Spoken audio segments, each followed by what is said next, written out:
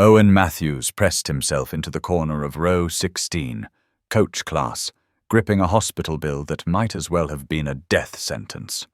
$180,000.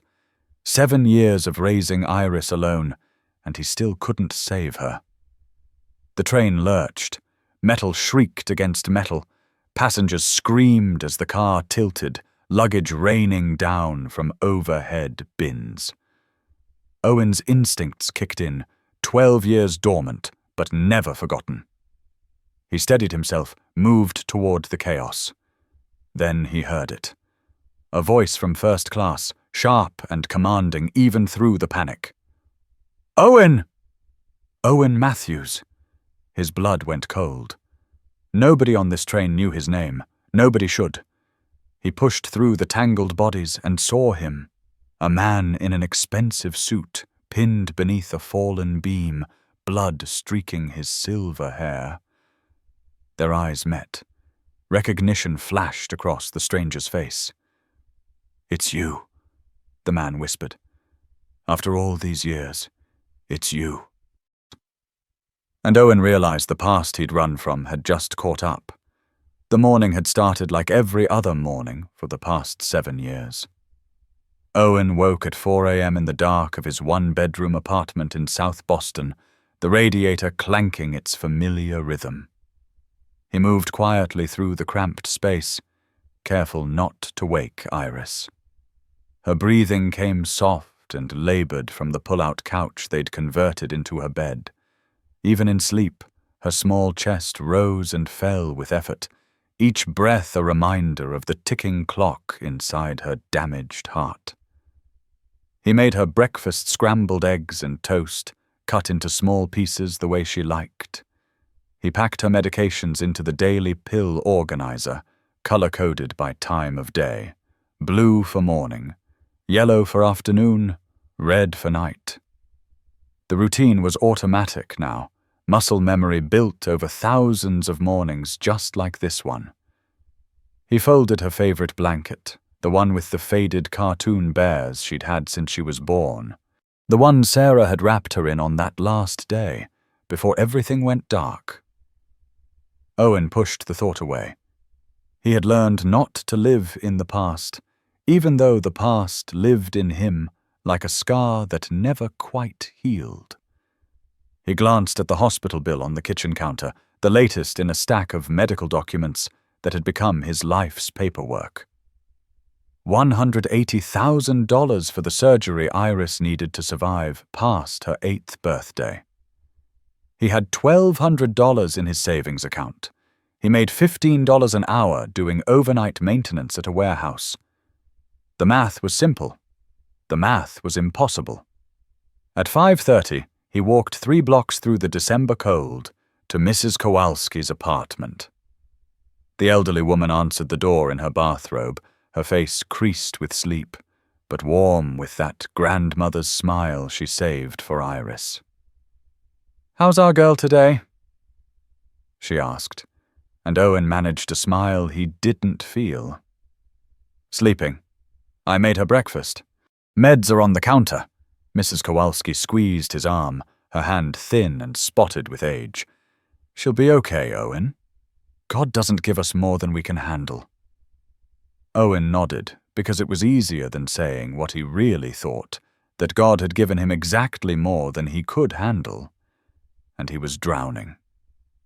The train to Chicago left South Station at 6:45 a.m. Owen had a meeting with a specialist at Northwestern Memorial at 2 p.m., a last-ditch consultation he'd begged for over 3 months of phone calls and refused insurance claims. The doctor had finally agreed to see him, though the receptionist's tone suggested it was more pity than medical interest. Owen didn't care. He would take pity. He would take anything that might save his daughter. He bought the cheapest ticket available coach class, no refunds, no changes. $47. He had packed a single duffel bag with a change of clothes and the folder containing every medical record Iris had generated in her 7 years of life. The folder was 3 inches thick. He sat in row 16 because it was the last row available. tucked into the corner by the window where he could watch the world blur past and pretend for a few hours that he was moving towards something instead of running from everything. The scar on his left arm itched beneath his jacket sleeve. It always did when he was stressed.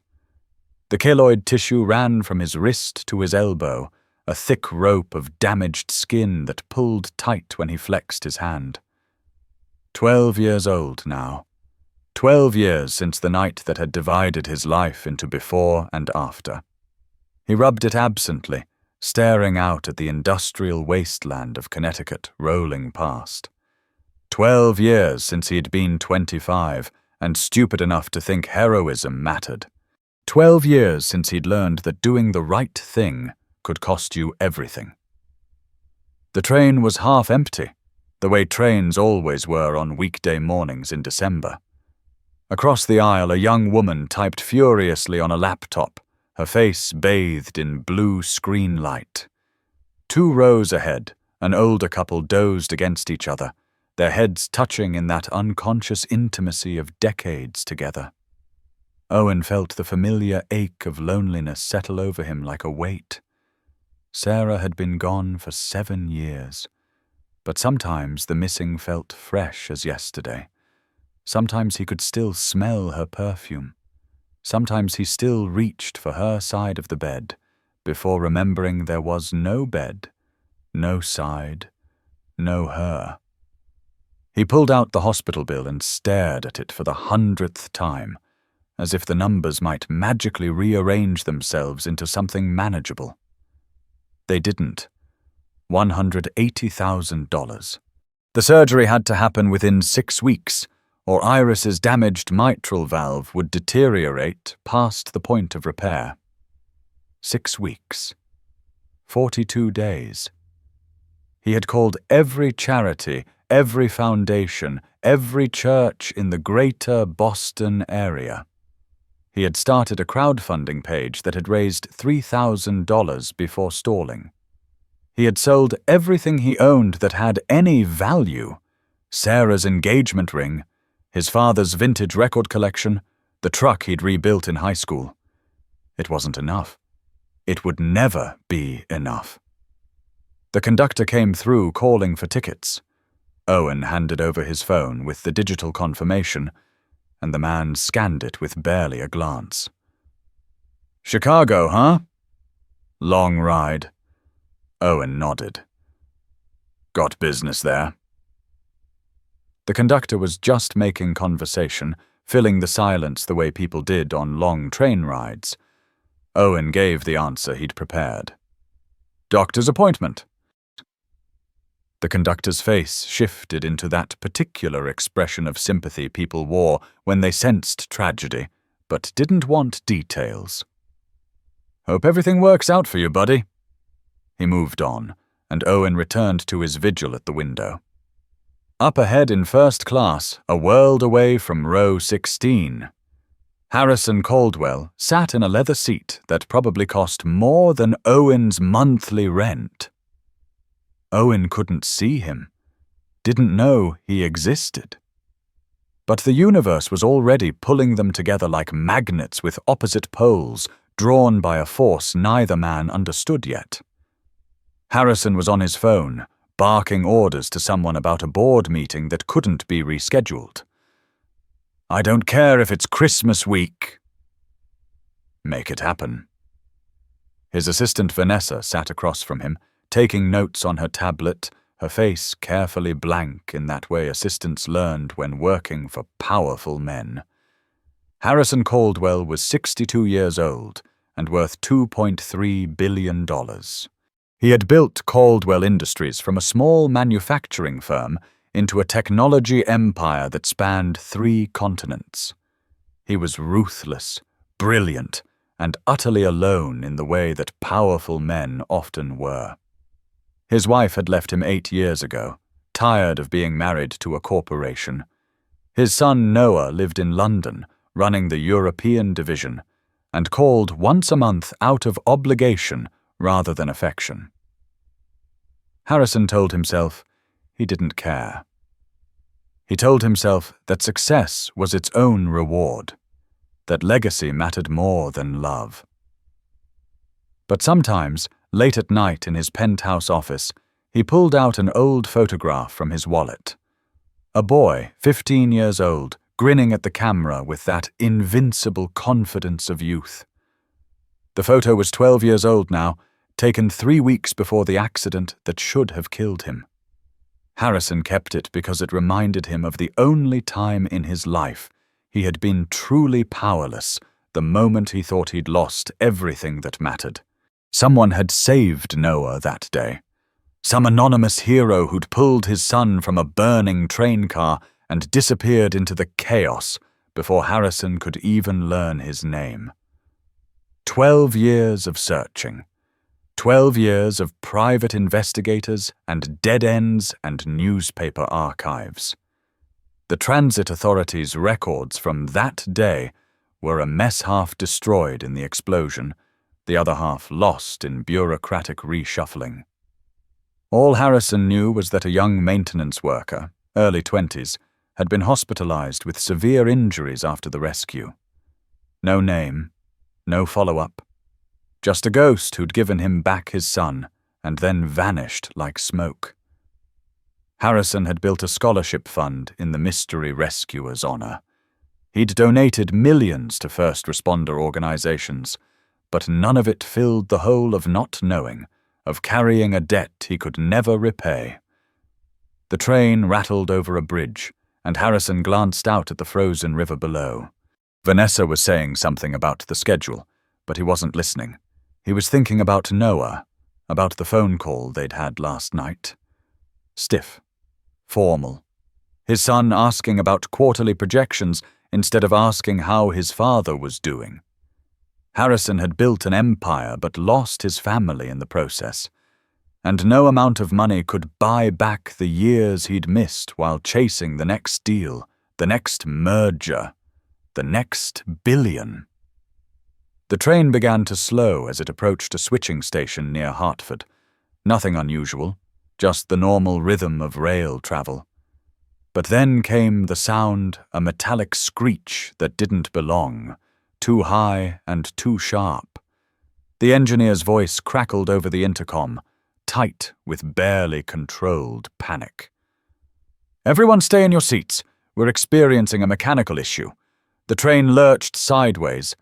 Not much. Just enough to send drinks spilling and laptops sliding. Just enough to make every passenger's stomach drop, with the primal recognition that something was very wrong. Owen was on his feet before his brain caught up to his body. 12 years of dormant training kicked in like a switch being flipped. He knew trains. He'd spent 3 years working on them before the accident that ended his career. He knew the sound of a failing coupling. He knew the angle of a car beginning to derail. He knew they had maybe 30 seconds before the whole train went over. Around him, passengers were still sitting, confused, waiting for instructions. Owen didn't wait. He moved. He ran forward through coach class, his bad leg screaming protest but holding. Through the dining car where a waiter stood frozen with a tray of sandwiches. Through business class where people were just starting to panic. And then into first class, where everything was leather and wood paneling and the illusion of safety. That's when the train really tilted. The front car hit something. A broken rail, a switch malfunction. Owen didn't know and didn't care. The car lurched 30 degrees to the left. Luggage exploded from overhead bins. A woman screamed, and Harrison Caldwell, who'd been standing to retrieve his briefcase, was thrown sideways into the wall with a sickening crack. Owen reached him in 3 strides. Harrison was pinned beneath a fallen overhead bin, blood streaming from a gash on his temple. His eyes were unfocused, struggling to process what had happened. Owen dropped to his knees, checking for obvious breaks, feeling for the pulse in Harrison's neck. Strong, fast, shock, but alive. He grabbed the overhead bin and lifted it with strength he didn't know he still had, adrenaline doing what his damaged body shouldn't have been able to do. The bin clattered away. Harrison tried to sit up. Owen pushed him back down. "Don't move. You might have a spinal injury." Vanessa appeared beside them, her face white with terror. "Oh my God! Oh my God! Mr. Caldwell, can you hear me?" Harrison's eyes found her, then slid to Owen. Recognition flickered there, not of Owen specifically, but of the situation. Of being saved. His lips moved. At first, no sound came out. Then barely a whisper, rough and confused. "You. I know you." Owen froze. Impossible. They'd never met, but Harrison's eyes were locked on Owen's face with an intensity that made Owen's skin prickle. "I know you," Harrison said again, stronger this time. His hand came up, shaking, and pointed at Owen's left arm, at the sleeve covering the scar. "Your arm." "Show me your arm." The world narrowed to that single moment. The train's groaning metal, the other passengers calling for help, Vanessa's rapid breathing, and Harrison Caldwell, bleeding and broken, staring at Owen like he was seeing a ghost. Owen's hand moved automatically to his sleeve, an old defensive gesture. "I don't know what you're talking about." But his voice betrayed him with its tremor. Harrison's eyes sharpened despite the pain. 12 years ago, South Station. The explosion. Owen's heart stopped. "You were there. You were—" Harrison's voice broke. "Oh my God. Owen. Owen Matthews." The name hung in the air like a grenade with the pin pulled. Vanessa gasped. Other passengers were gathering now, drawn by the commotion, but Owen couldn't process any of it. All he could see was Harrison's face, transformed from stranger to something else entirely. Someone who knew him. Someone who knew the secret Owen had buried for 12 years. "How do you know my name?" Owen's voice came out flat, dead. Harrison laughed, a sound caught between hysteria and wonder. "How do I know your name? I've spent 12 years trying to find you. 12 years looking for the man who saved my son." The words hit Owen like a physical blow. Son? Noah, the 15-year-old boy Owen had pulled from the wreckage of Car 4, the kid who'd been trapped when the fuel line ruptured. Owen had gotten him out with seconds to spare, seconds before the explosion that had torn through the train and taken Owen's arm halfway off, and ended his career and changed the entire trajectory of his life. He'd never known the boy's name, never knew if he'd survived. The chaos had been too complete, and by the time Owen woke up in the hospital 4 days later, the story had already moved out of the news seal. No one had come looking for him. No one had known who he was. Except apparently this man had been looking. This man in the expensive suit who was bleeding on the floor of a derailed train. This man who was staring at Owen like he'd just found the Holy Grail. "Noah," Owen said, the name strange on his tongue. "The boy. Is he—" "Alive," Harrison said, and there were tears mixing with the blood on his face now. 27 years old, running my London office, married, happy, alive because of you." The train shuddered again, a reminder that they were still in danger. Owen forced himself to focus. "We need to get everyone off this train, now!" He turned to Vanessa. "Can you walk?" She nodded, still staring at Owen like he'd grown a second head. "Get the other passengers moving toward the rear cars." Away from the engine. Owen helped Harrison to his feet. The older man swayed but stayed upright, one hand gripping Owen's shoulder for support. "I'm not leaving you," Harrison said. "After 12 years, I'm not letting you disappear again." Owen almost laughed at the absurdity of it. Here they were, in the middle of a train accident, and this billionaire was worried about losing track of him. "I'm not going anywhere until everyone's safe." "Can you walk?" Harrison nodded. "Then let's move." The next 20 minutes were controlled chaos. Owen, moving on pure instinct, organized the evacuation like he'd done it 1,000 times before. He knew where the emergency exits were, knew which cars were most at risk. He got the elderly couple out first, then the young woman with the laptop, then a family with 2 small children who'd been sleeping in the next car over. Vanessa helped, her initial panic giving way to competence under pressure.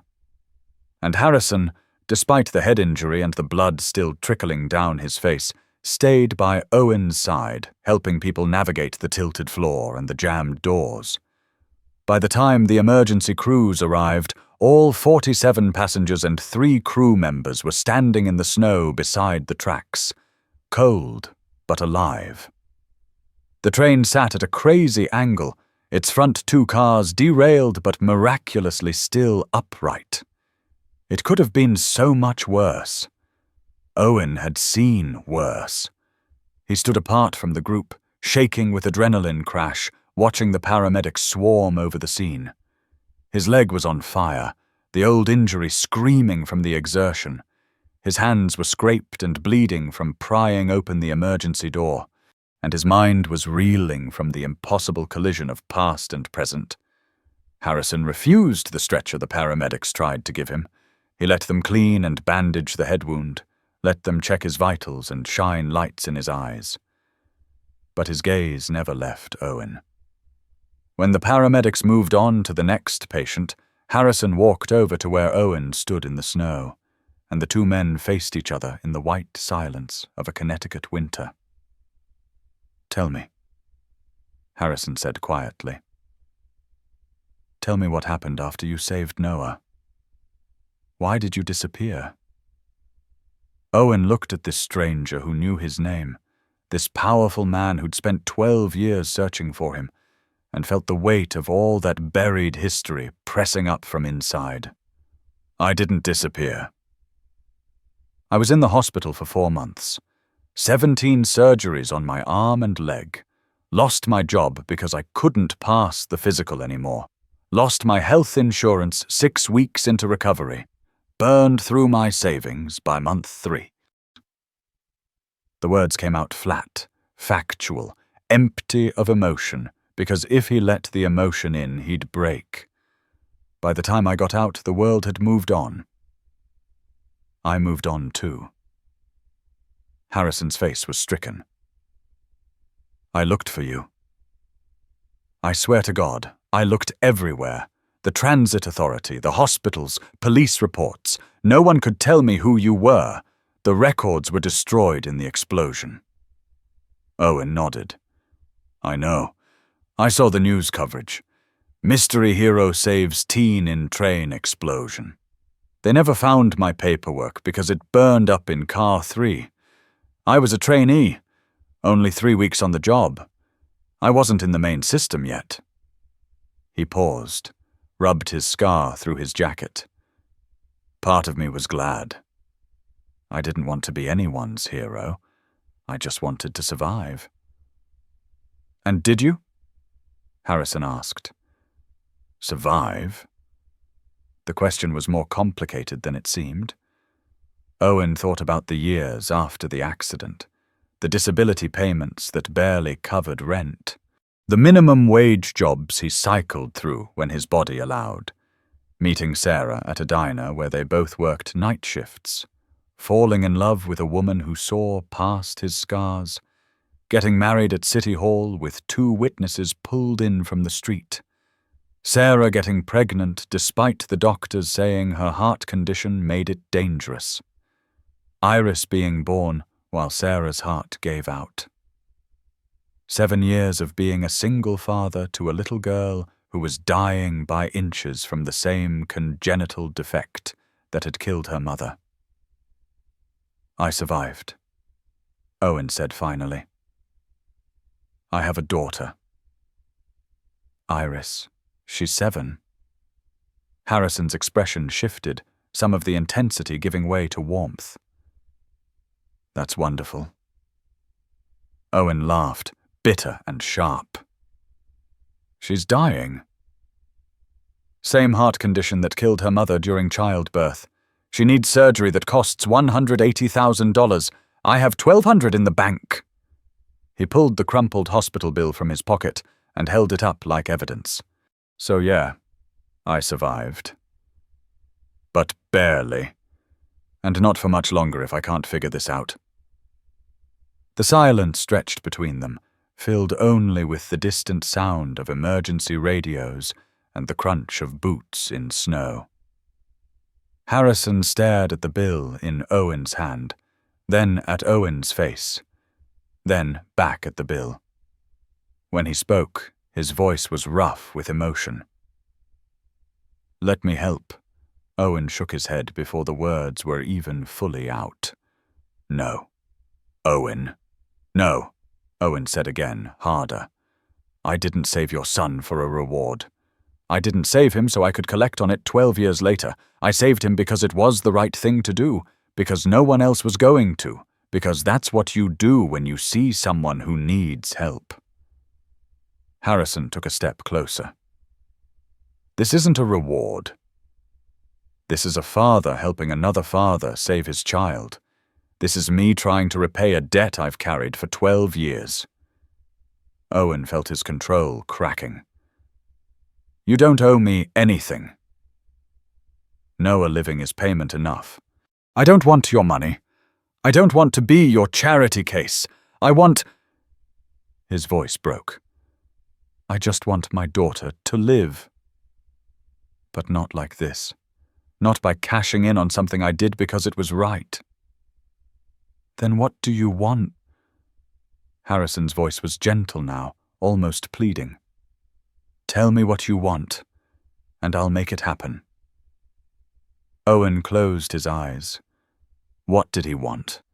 He wanted Sarah back. He wanted his career back. He wanted to not have spent 12 years carrying the weight of a choice that had saved one life while destroying his own. He wanted to not feel guilty for resenting the cost of doing the right thing. He wanted Iris to grow up healthy and never know how close she'd come to dying. He wanted impossible things. "I want to earn it," he said finally, opening his eyes. "If you're going to help, if I'm going to let you help, I need to earn it. Give me a job, something I can actually do with a bad leg and a ruined arm. Let me work for whatever you give me. Let me pay it back over time. Let me—" His voice was shaking now. "Let me keep my dignity. Please." Harrison's face did something complicated. "You pulled my son from a burning train. You just evacuated 47 people from a derailment. You have more dignity than any man I've ever met." He pulled out his phone, miraculously still intact. "I'm going to make a call. By the time we get to Chicago, Iris will have her surgery scheduled. The bill will be paid. And you—" He pointed at Owen. "You're going to come work for me." "Doing what?" Owen asked, suspicious. Harrison smiled, the first real smile Owen had seen on the man's face. "I'm starting a new division. Caldwell Transit Safety. You're going to run it. You know trains. You know safety protocols. You know how to save lives. I need someone like you. The world needs someone like you."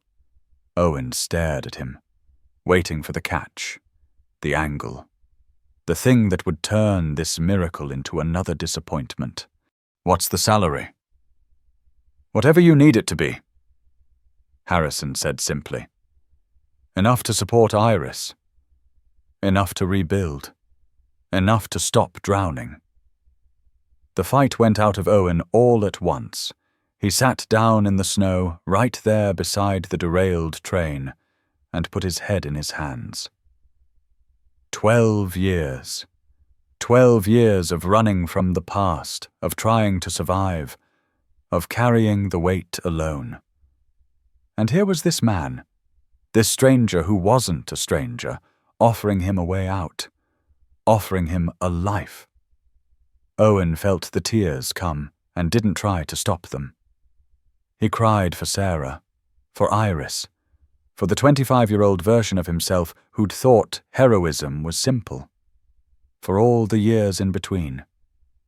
Harrison sat down beside him in the snow, this billionaire in his ruined suit, and put a hand on Owen's shoulder. They sat like that while the paramedics worked, and the police took statements, and the news helicopters circled overhead. Two fathers, two men who'd been searching for each other without knowing it, connected by a moment of courage 12 years ago and brought back together by another moment of crisis today. "Thank you," Harrison said quietly, "for Noah, for today, for not giving up even when you had every reason to." Owen nodded, not trusting his voice. "And I'm sorry," Harrison continued. "Sorry I didn't find you sooner. Sorry you had to carry this alone." The train to Chicago never finished its journey that day. The passengers were bussed to the nearest station and put on different trains, different routes.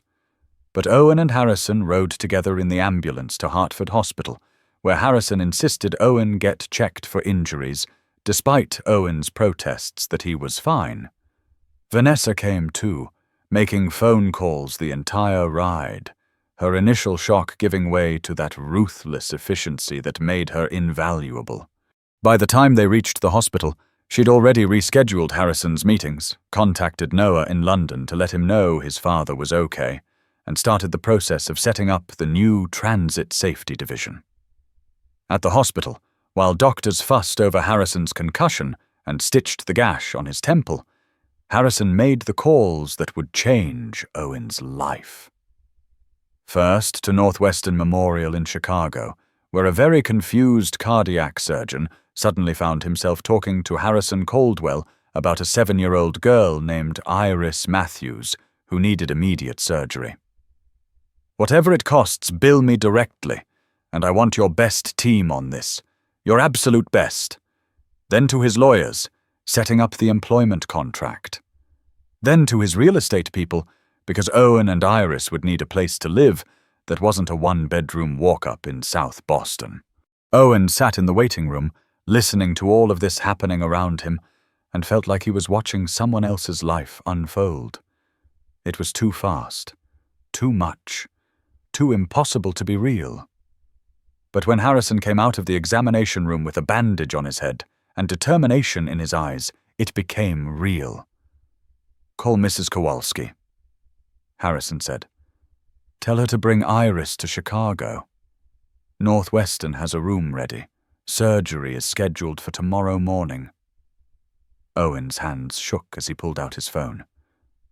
"Tomorrow? The surgeon says we can't wait. Her condition is more critical than the Boston doctors realized. But she's going to be okay, Owen. I promise you, she's going to be okay." The next 72 hours passed in a blur. Mrs. Kowalski brought Iris on an evening flight, the little girl confused but excited about the airplane ride. Owen met them at the airport, scooping his daughter into his arms and holding her so tight she squeaked in protest. "Daddy, you're squishing me!" "You're—" But she was laughing, and that sound was worth more than all of Harrison's billions. At the hospital, Iris charmed every nurse and doctor who came within 10 feet of her. She told them about her stuffed bear, Mr. Buttons, who was very brave even though he'd had to have surgery twice to fix his stuffing. She asked the cardiac surgeon if her new heart valve would be pink because pink was her favorite color. Harrison came to visit the night before the surgery. He brought Mr. Buttons a tiny hospital gown that matched Iris, and a bouquet of pink balloons that made the little girl's face light up. "Are you Daddy's new friend?" Iris asked, studying Harrison with the directness of children. Harrison glanced at Owen, then back at Iris. I am. Your daddy saved someone very important to me a long time ago, so now I get to help save someone very important to him. That's you. Iris considered this. Are you rich? Iris! Owen started, mortified, but Harrison laughed. Very rich, he admitted. Is that okay? Iris shrugged. It's okay. Daddy says being rich doesn't matter.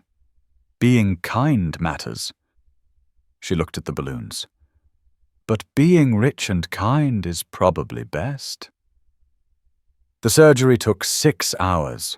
Owen sat in the waiting room with Harrison and Vanessa, drinking terrible coffee and wearing a path in the floor.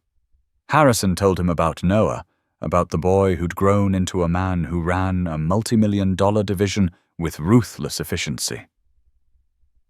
He's like me, Harrison said quietly. Too much like me sometimes. All business. I wish I'd taught him to be more like you, to see people instead of profit margins. Owen shook his head. You taught him to survive. That's what fathers do. Harrison met his eyes. No, fathers teach their kids to live. I taught Noah to survive. There's a difference. You're teaching Iris to live, even with nothing. Even when everything is stacked against you. That's real fatherhood. When the surgeon finally emerged, still in his scrubs, his face was tired but smiling. She did great. The repair went perfectly. She'll need monitoring and medication, but she should live a normal, healthy life. Owen's legs gave out. He sat down hard in the plastic chair and put his face in his hands. Harrison's hand landed on his shoulder, steady and warm. She's okay, Harrison said. Owen, she's okay.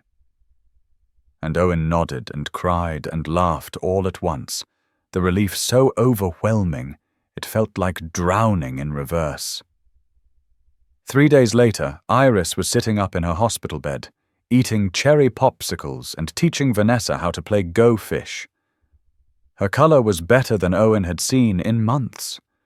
Her breathing was easy and unlabored. The cardiologist said she could go home in a week, though home was now a furnished apartment in Lincoln Park that Harrison had arranged, walking distance from the new Caldwell Transit Safety offices. Owen had tried to protest, but Harrison had shut him down. You're working for me now. This is where the office is. This is where you live. End of discussion. And somehow, impossibly, Owen had a life again. He started work 2 weeks after Iris's surgery, once she was settled with a home health nurse who came by twice a day to check on her. The Caldwell Transit Safety Division was just him and an empty office at first, but Harrison gave him a budget that made Owen's head spin and complete autonomy to build it however he saw fit. Make it better, Harrison said simply. Make sure what happened to you and Noah never happens to anyone else. So Owen hired engineers and safety inspectors and trainers. He developed new protocols for emergency response and maintenance schedules. He consulted with transit authorities across the country, sharing the hard-won knowledge from his 3 years working on trains and his 12 years living with the consequences of inadequate safety measures. 6 months into the job, Owen was sitting in his office when Harrison knocked on the door. Got a minute? Owen waved him in. Their relationship had settled into something comfortable over the past months. Not quite friendship, not quite employer-employee. Something else. Something built on mutual respect and a shared understanding of what mattered. Noah's coming to visit next week, Harrison said. I'd like you to meet him. If you're comfortable with that. Owen's heart did a complicated thing. The boy he'd saved was a stranger to him, just a moment of action in the chaos. But he was also the reason Owen's life had fallen apart, and 12 years later, the reason it had come back together. "I'd like that," Owen said honestly. Noah Caldwell turned out to be tall and serious, with his father's sharp eyes and a firm handshake. He stood in Owen's office and looked at the man who'd saved his life, and for a long moment neither of them spoke. Then Noah said, "I don't remember much from that day. Just smoke and heat and being scared. And then hands pulling me out. Your hands." He held out his own hands, palms up, like an offering. "I'm alive because you didn't hesitate. Because you ran toward danger instead of away from it. I don't know how to thank you for that." Owen thought about all the years of bitterness, all the resentment he'd carried. "You grew up," he said finally. "You lived. That's thanks enough." They talked for an hour, Noah telling him about London and the business and his wife, Emma, who was pregnant with their first child. "Dad talks about you constantly," Noah said with a wry smile. "I think he's trying to make up for lost time. For you and for me." Owen glanced through the glass wall of his office to where Harrison was chatting with Vanessa in the hallway. He's a good man. Complicated, but good. Noah followed his gaze. He's different since he found you. Softer. He actually calls me now, asks about things other than quarterly reports. So thank you for that too, for giving me my father back. And Owen realized that saving Noah had done more than just preserve one life. It had changed the trajectory of an entire family in ways he'd never imagined. The months turned into a year. Iris thrived, growing stronger every day. She started second grade at a school 3 blocks from their apartment, making friends and bringing home art projects she insisted on hanging on every available wall. Owen dated occasionally, half-hearted attempts that never went anywhere because no one could be Sarah, and he wasn't ready to let anyone try. But he had friends now. He had Harrison, who had dinner with him and Iris once a week. He had Vanessa, who taught Iris terrible knock-knock jokes and showed her how to paint her nails. He had a team of 20 people working under him, building something that mattered. One evening, Harrison invited Owen and Iris to his penthouse for dinner. It was the first time Owen had seen where the billionaire actually lived, and it was exactly what he expected. All glass and steel and expensive art. But it was also strangely empty, echoing in a way that had nothing to do with acoustics. They ate pasta that Harrison had cooked himself, surprisingly good, while Iris told elaborate stories about her stuffed animals' adventures. After dinner, while Iris was absorbed in a movie in the other room, Harrison poured 2 glasses of whiskey and led Owen out to the balcony. The Chicago skyline spread out before them, a million lights against the dark. "I want to tell you something," Harrison said, his breath misting in the October cold. "Before I found you, I was going through the motions. Building the business because that's what I knew how to do. But I'd forgotten why it mattered. Noah was in London. My wife was gone. I had all this success and no one to share it with. He took a sip of whiskey. "Finding you reminded me that money and power are just tools. What matters is what you do with them, who you help, what you build." Owen didn't know what to say to that, so he just listened. "I'm setting up a foundation," Harrison continued, "for people like you. People who've done something extraordinary and paid the price for it. First responders who get injured on the job. Good Samaritans who end up bankrupted by medical bills. Heroes who slip through the cracks." He turned to Owen. "I want you to run it. In addition to the transit safety work, I want you to make sure no one else has to choose between doing the right thing and surviving." Owen felt his throat tighten. "Harrison." "Think about it," Harrison said. "You don't have to answer now. But I can't think of anyone better qualified. You've lived it. You know what it costs. And you know how to help people without making them feel small." Owen looked out at the city, thinking about all the people down there struggling with impossible choices. Thinking about who he'd been 12 years ago, bleeding in a hospital bed with no insurance and no future. Thinking about who he was now, standing on a billionaire's balcony with his daughter healthy and happy in the next room. "Okay," he said. "I'll do it." Harrison smiled, real and warm. "Thank you." They clinked glasses, and Owen felt something shift inside him. Not healing exactly. Some wounds never fully healed. But acceptance. The understanding that the cost he'd paid hadn't been wasted. That the detour his life had taken had led him somewhere worth being. 2 years after the train derailment that had brought them together, Owen and Iris took the Amtrak from Chicago to Boston for a weekend. Iris wanted to see Mrs. Kowalski and show her the medal she'd won in the school science fair. Owen bought tickets for coach class out of habit, then paused when he saw the seating chart. Row 16 was available. He almost chose it, drawn by the symmetry of it. But then he selected row 12 instead. Because he wasn't that person anymore, the one trapped in row 16 with no way out. He was someone different now, someone who'd learned that accepting help wasn't weakness, and that the past didn't have to define the future.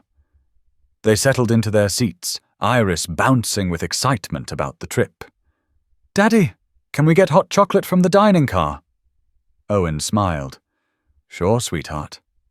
As the train pulled out of Union Station, he thought about all the journeys that had brought him here. The train 12 years ago that had exploded and changed his life. The train 2 years ago where he'd found Harrison, and everything had changed again. All the small daily journeys in between to hospitals and job interviews and Mrs. Kowalski's apartment at 5:30 in the morning. All the steps that had felt impossible at the time, but had somehow carried him through. His phone buzzed with a text from Harrison. "Safe travels? See you Monday. Noah and Emma are coming next month with the baby. Dinner at my place?" Owen texted back a thumbs up and a smile emoji, still slightly amazed that he was the kind of person who had casual text conversations with billionaires. But Harrison wasn't a billionaire to him anymore. Not really. He was a friend, a partner, someone who'd looked past the surface and seen the value underneath, someone who'd turned a debt into a gift and a tragedy into redemption. Iris fell asleep against his shoulder somewhere in Indiana, her breathing deep and even and healthy. Owen wrapped his arm around her and watched the landscape blur past the window.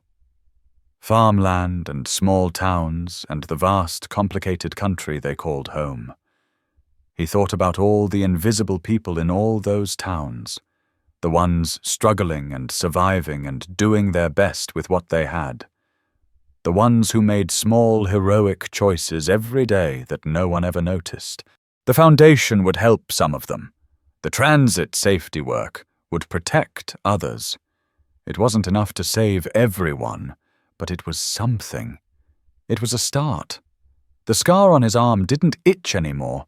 He'd made peace with it somewhere along the way, stopped seeing it as a mark of what he'd lost, and started seeing it as evidence of what he'd survived. Of the choice he'd made to run toward danger instead of away from it. Of the price he'd paid, and the life that had come from it. When people asked about it now, he told them the truth. Train accident. I pulled someone out. We both made it. Simple. Clean. True. As the train crossed into Ohio, Owen closed his eyes and let himself drift. He dreamed of Sarah, not sad this time, but smiling. He dreamed of the future, of Iris growing up strong and healthy, of the foundation helping people who needed it, of Harrison becoming the father Noah had always needed. He dreamed of second chances and the long, strange roads that led to them. And when he woke, Iris was stirring beside him, asking if they were almost there. Almost, Owen said, because they were always almost there, always reaching for the next station, the next destination, the next chapter.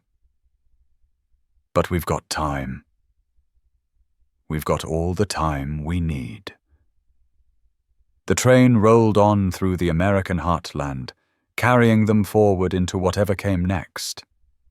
And Owen Matthews, once broke and broken in row 16, now sat in row 12 with his daughter safe beside him and a future that looked nothing like the past. He'd learned that heroism wasn't a single moment, but 1,000 small choices. That redemption wasn't given, but earned through the daily work of showing up and trying and refusing to give up. That sometimes the people you save end up saving you right back. And that the distance between row 16 and row 12 might only be 4 rows on a train, but in life it could be the distance between drowning and learning how to breathe again. He pulled out his phone and took a picture of Iris sleeping, her face peaceful and healthy. He sent it to Harrison with a message. "Thank you for everything." 3 dots appeared immediately, then Harrison's response. "Thank you for saving my son. Thank you for letting me help. Thank you for reminding me what matters." Owen smiled and put the phone away. Outside, the sun was setting over the fields, painting the sky in shades of gold and amber. Inside, the train rocked gently on its tracks, carrying them all toward home. And for the first time in 12 years, Owen Matthews felt like he was exactly where he was supposed to be.